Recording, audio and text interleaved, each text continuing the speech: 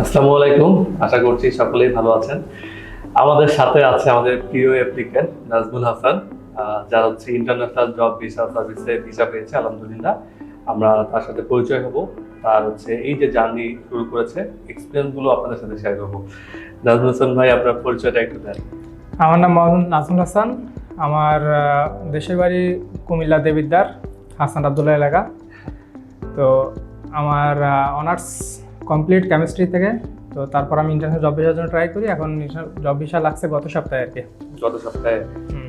আচ্ছা, আপনারা এই যে জার্নি শুরু করেছেন, জাপান যাওয়ার পরিকল্পনা করেছেন, এখন পর্যন্ত ভিসা হাতে পেতে কত সময় লেগেছে?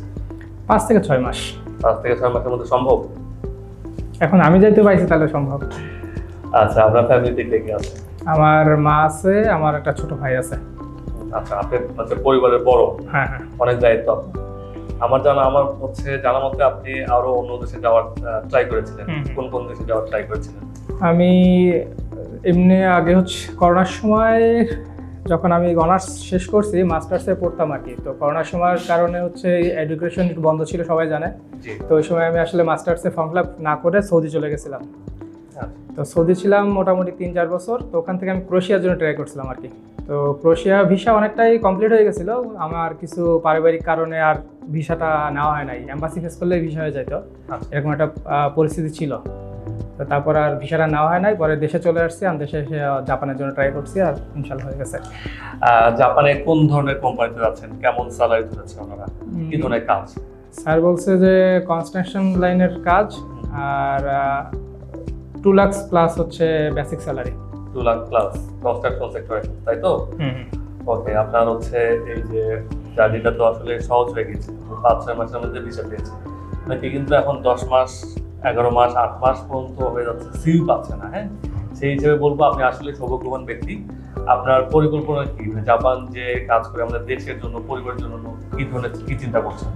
আসলে আমার পরিকল্পনা হচ্ছে, যেহেতু কনস্ট্রাকশন লাইনের কাজ, কিছুটা পরিশ্রম তো হবেই। তারপরে চাইবো যে হচ্ছে নিজের স্পিকিং লেভেলটা বাড়িয়ে যাতে একটু ভালো কাজে মুভ করতে পারি। স্যারদের সাথে সেভাবে কন্ট্যাক্ট থাকবে, সবসময় কন্ট্যাক্ট রাখবো।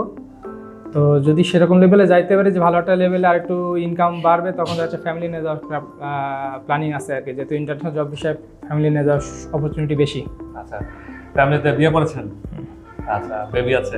একটা ছোট বাচ্চা আছে, 10 মাস বয়স। 10 মাস বয়সে বাচ্চা ছেড়ে যাচ্ছেন, কষ্ট হচ্ছে না? তা তো অবশ্যই হবে, ফ্যামিলি ছেড়ে বাইরে থাকা তো এমনি কষ্ট। আপনার জাপানিজ লেভেল কি আছে? আমি N5 শেষ করছি বলতে আপনার পরীক্ষাটা দেওয়া হয়নি আর কি, কিন্তু N5 মোটামুটি 4 মাস ধরে করছি। এখন স্যার বলে N4টা করতে, আমি দেখি আর 2 মাসে N4 কতটুকু আগানো যায়। আচ্ছা, যারা জাপান যেতে চায়, পরিকল্পনা করছে, তাদের উদ্দেশ্যে কি পরামর্শ দেবেন? আসলে জাপানি ভাষা শিখে যাওয়াটা মানে বেশি জরুরি আর কি। আর কোনো কিছু না হোক, জাপানি ভাষা শেখাটা সবচেয়ে বেশি জরুরি, যেটা মনে করি আর কি। স্যারের কথায় বোঝা গেল। প্রথম থেকে আমার হচ্ছে রেওয়া ইন্ডিয়ান কনসালটেন্সি কিভাবে চেনেন আপনি? কিভাবে পরিচিত হয়েছে?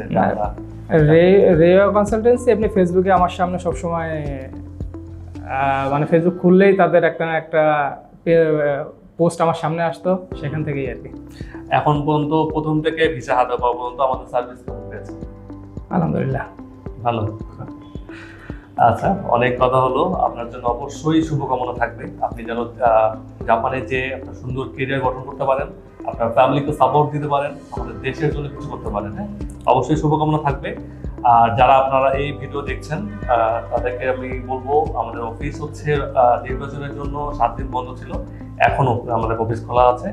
রমজান মাসে খোলা থাকবে সকাল 9টা থেকে বিকাল 4টা পর্যন্ত। হ্যাঁ, আপনারা আমাদের কনসালটেন্সি ফার্মে আসেন, আমাদের কাছে পরামর্শ নেন, জাপান সম্পর্কে জানেন, তারপর ডিসিশন নিতে পারেন। হ্যাঁ, এখন হচ্ছে সুবর্ণ সুযোগ। জাপানে ভিসার সাকসেস রেশিও ভালো। আপনারা বসে না থেকে যারা পরিকল্পনা করছেন সুন্দর কেরিয়ার করার, দেশে রেমিটেন্স যোদ্ধা হিসেবে কাজ করবেন, তাদেরকে বলবো অবশ্যই আমাদের কনসালটেন্সি ফার্মে আসেন। আমাদের কাছে ফ্রি কনসালটেন্সি ফার্ম, ফ্রি পরামর্শ নেন। হ্যাঁ, আমাদের অফিস হচ্ছে মিরপুর 11-তে।